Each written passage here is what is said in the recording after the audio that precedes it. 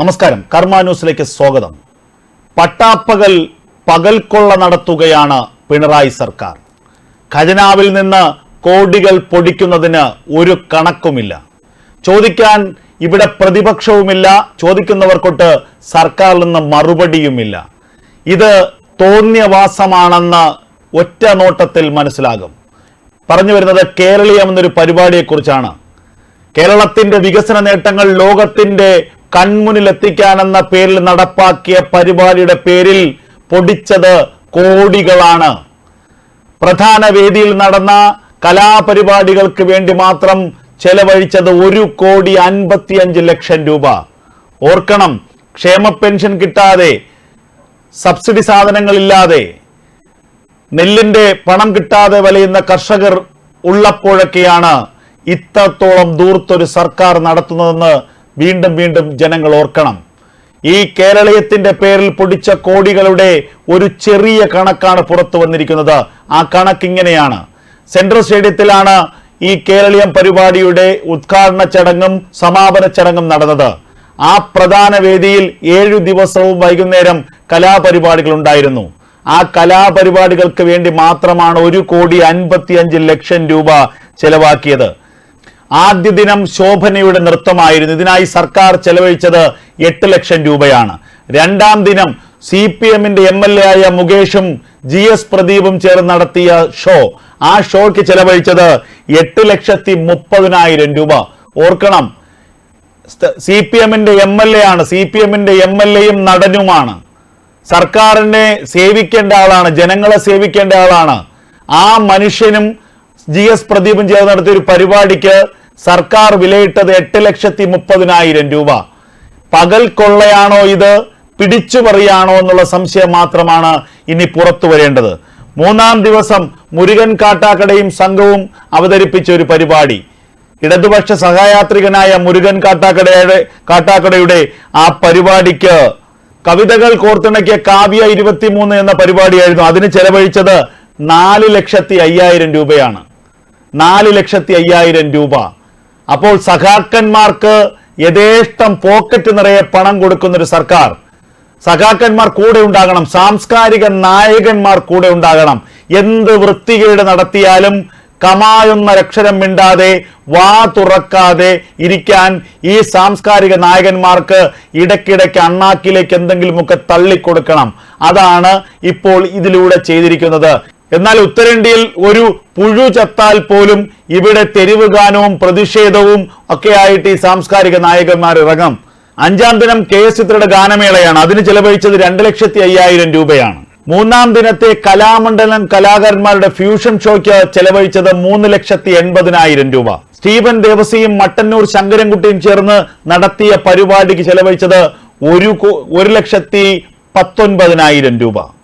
ഏറ്റവും അവസാനം നടന്ന പരിപാടിയായിരുന്നു M ജയചന്ദ്രനും നിരവധി കലാകാരന്മാരും ചേർന്ന് നടത്തിയ ജയം ഷോ എന്ന പരിപാടി. ആ ജയൻ ഷോ എന്ന പരിപാടിക്ക് ചെലവഴിച്ചത് 9,90,000 രൂപയാണ്. സാംസ്കാരിക വകുപ്പാണ് ഈ പണം ചെലവഴിച്ചത് എന്നുള്ളതാണ് ഏറെ ശ്രദ്ധേയമായ കാര്യം.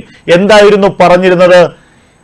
ഈ പരിപാടിക്ക് എല്ലാം തന്നെ സ്പോൺസർമാരെ കണ്ടെത്തും, സ്പോൺസർഷിപ്പിലൂടെ ഈ പരിപാടി നടത്തും, സർക്കാരിന് നയാ പൈസയുടെ ചെലവില്ല എന്നായിരുന്നു സർക്കാരിന്റെ വിശദീകരണം.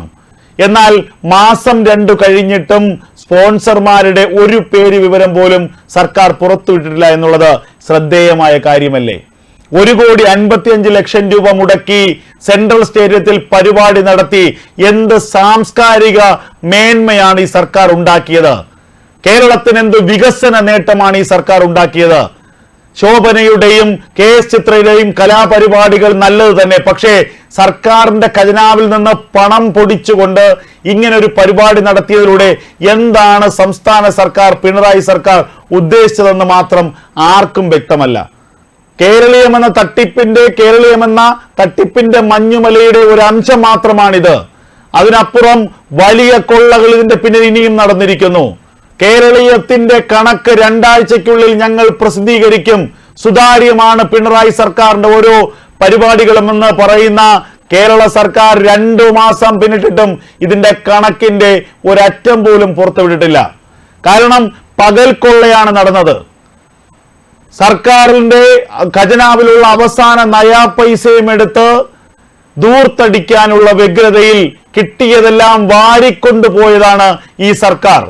കേരളീയം, കേരള സദസ് എന്നിവയുടെയൊക്കെ പേരിൽ നിന്നാണ് തട്ടിപ്പും വെട്ടിപ്പും കൃത്യമായി പരിശോധിച്ചാൽ സാക്ഷാൽ ലാലു പ്രസാദ് യാദവ് പോലും ചിലപ്പോൾ നാണിച്ച് തലകുനിക്കും. അത്രത്തോളം വലിയ തട്ടിപ്പുകളാണ് ഈ കേരളത്തിന്റെ പേരിലൊക്കെ നടന്നത്.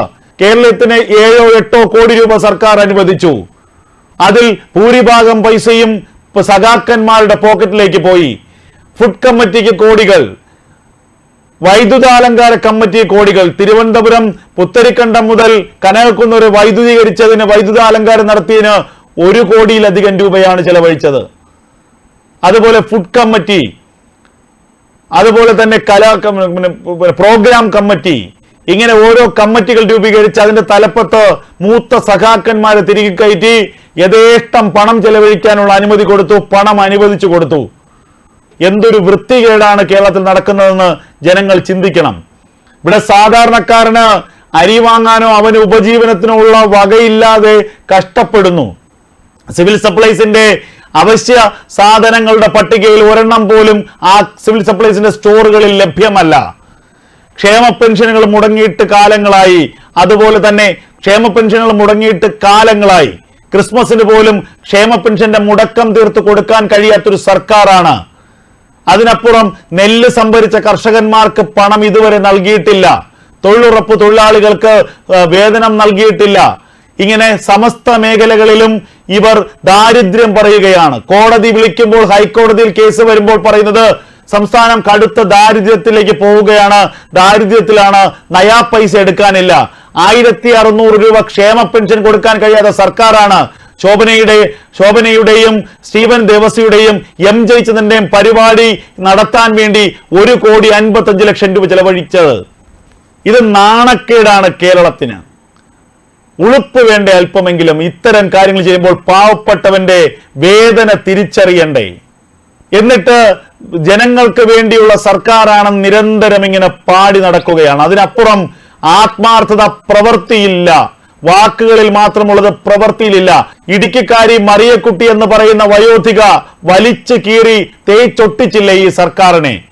ഈ സർക്കാരിന്റെ മുഖം മൂടിയെ വലിച്ചു കീറിയില്ലേ? അവർ തന്റെ അടിവസ്ത്രം ഉയർത്തി കാണിച്ചത് അത് പ്രതിഷേധത്തിന്റെ മാത്രമല്ല, ആ പ്രതിഷേധം ഈ സർക്കാരിന്റെ മുഖത്തേറ്റ തിരിച്ചടിയാണ്. കോടതി പറഞ്ഞത് എന്താണ്? ആ വൃദ്ധ വയോധികയാണ് ഞങ്ങൾക്ക് VIP. അവരുടെ 1600 രൂപ പൈസ കൊടുക്കാനില്ലാത്ത സർക്കാരാണ് ഇവിടെ നവകേരളത്തിന്റെ പേരിലും കേരളത്തിന്റെ പേരിലുമൊക്കെ ഇത്രയും വലിയ ധൂർത്ത് നടത്തുന്നത്.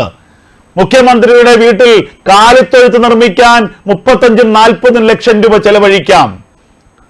എന്നാൽ പാവപ്പെട്ടവന് 2 പശുക്കളെ വളർത്താൻ അല്ലെങ്കിൽ 4 പശുക്കളെ വളർത്താനുള്ള തൊഴുത്ത് കെട്ടാൻ ആകപ്പാടെ കൊടുക്കുന്ന 30,000 രൂപ. ഇതാണ് കേരളത്തിന്റെ വികസനം. വികസിക്കുന്നത് എവിടെയാണെന്നും വികസിക്കുന്നത് ആരാണെന്നുമുള്ളത് കേരളത്തിലെ ജനങ്ങൾ തിരിച്ചറിഞ്ഞുകൊണ്ടിരിക്കുന്നു എന്ന് തന്നെ നമുക്ക് വിശ്വസിക്കാം.